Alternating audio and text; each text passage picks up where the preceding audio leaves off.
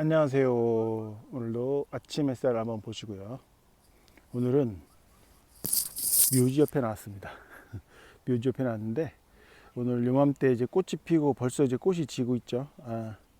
목단, 모란, 목단이라고도 하고 모란이라고도 하는데 모란의 이 꽃을 보고 모란에 대해서 좀 알아보려고 왔어요. 예.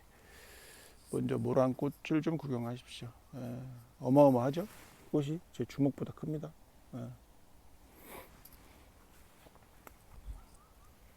이렇게 돼 있고 이게 이제 꽃이 떨어지고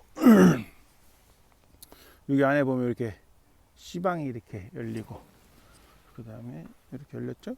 이렇게 이제 점점 커지면서 이렇게 이제 이거 전년도 씨방이죠.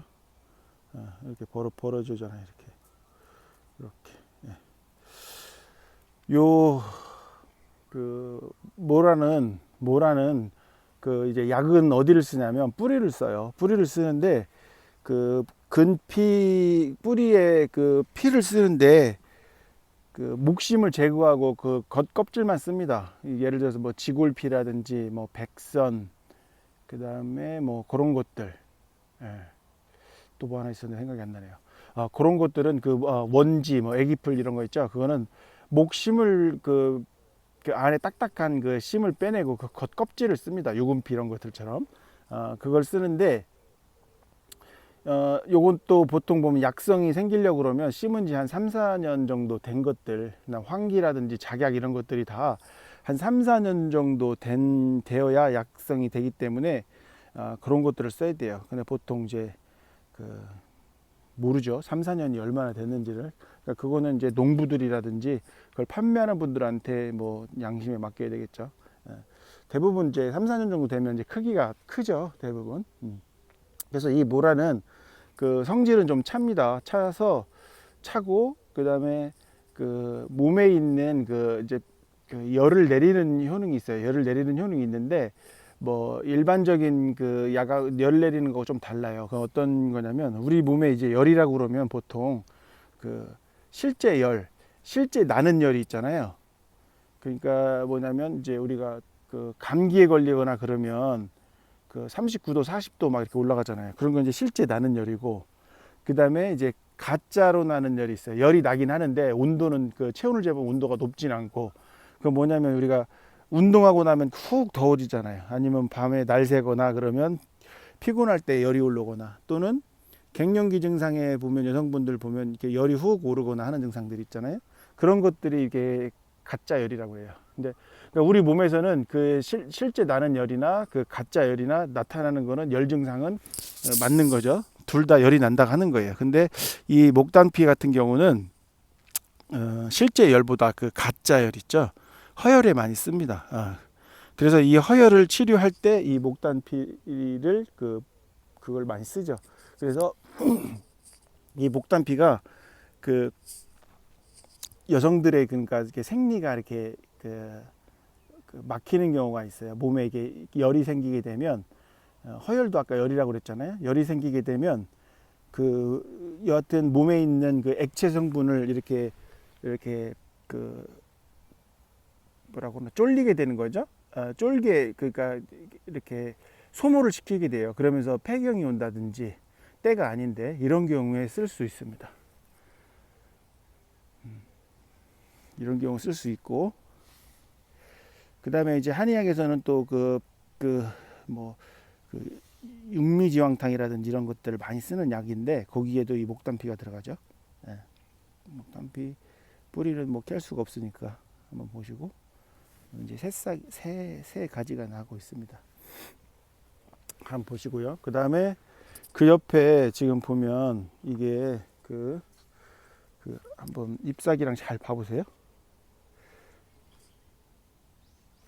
이것도 미나리 아제비카인데요. 그 다음에 그 옆에 이제 뭐 비비춘지 이런 게 있고, 그 옆에 보면 비슷하지 않나요? 잎사귀가? 물론 이제 다르죠. 이거는 이렇게 생겼고, 그죠? 여기는 이렇게 무슨 이게 다른데, 요거는 이제 뭐냐면 작약이에요. 작약. 작약. 작약하고 이 목단하고 비교하는 거는 뭐냐면, 목단은 나무였잖아요 아까. 근데 요거는 백작약은 뭐였어요? 이거는 풀입니다. 풀에서 나오는 거예요. 풀에서. 예. 그래서 이제 한박꽃이라고도 하고, 또 이제 산에서 캔 건 산작약이라고도 하죠. 그래서 보통 이제 작약은 이거는 이제 백작약하고 그 적작약이 있는데요. 어떤 경우는 야생에서 나오는 거를 적작약이라고 하고, 그 다음에 재배종은 백작약이라고도 나누기도 하고 그렇습니다. 여하튼 이런 건 이제 화단에 심었으니까 재배종이라고 봐야죠. 요거 한박꽃. 요것도 보혈, 요거는 혈을 보하는 약 중에 하나예요. 그래서 백작 같은 경우는 보통 이제 우리가 간 쪽으로 많이 들어가거든요. 그래서 이게 배가 많이 아프다든지, 이게 어린이들 보면 배 아파가지고 밤에 막 울다가 지쳐 자는 애들이 있어요. 근데 검사해 보면 별로 특별한 건 없고, 요럴 때 영하 3통 요런 데에 이 작약을 많이 씁니다. 쓸 수 있습니다. 그 다음에 이게 아까 보혈 시킨다고 그랬잖아요. 혈을 좋아지게 하기 때문에 여성분들의 어떤 뭐 월경불순이라든지 뭐 생리의 문제, 생리량이 너무 많다든지 뭐 이럴 때는 이렇게 수렴시키는 양이 있어요. 이렇게 좀 이렇게 잡아주는 역할이. 그래서 그런 때 쓸 수 있습니다. 생리에 문제가 있을 때. 그 다음에 머리 아프거나 이럴 때도 이게 간으로 들어가기 때문에 한의학에서는 머리가 아픈데 앞머리가 아프고 옆머리가 아프고 꼭지가 아프고 이런 것들 다 다르게 봐요. 이런 거는 이제 간으로 인해서 생긴 두통은 보통 머리 꼭대기가 아프거든요. 그런 전정 두통 이런 데에 이 백작약을 쓰기도 합니다.